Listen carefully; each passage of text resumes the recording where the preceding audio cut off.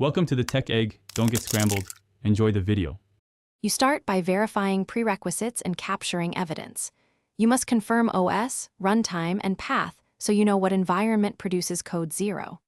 Once done, collect system and application logs and note timestamps when exit 0 appears. Then reproduce a minimal failing case. Run the command with v or debug and isolate the exact statement that returns 0. This tells you whether the code 0 is a success signal or a masked error, so you can plan targeted fixes. You now dig into the middle, diagnosis and iterative fixes. First, trace execution with verbose logging and install exit traps to capture return values from subprocesses. Next, validate inputs, check file permissions, config values, environment variables, and parsing errors, because silent failures often return 0. Then patch incrementally. Change one variable or line, rerun the minimal test, and record results.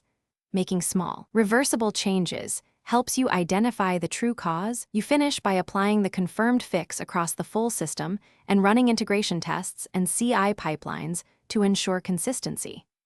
Once deployed, monitor logs, alerts, and user reports for 24 to 72 hours to catch regressions.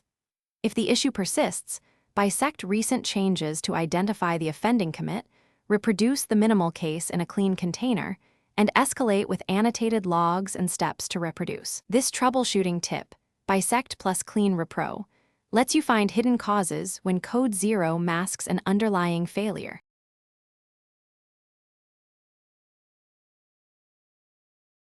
Thanks for watching. Consider subscribing if I helped unscramble your problems.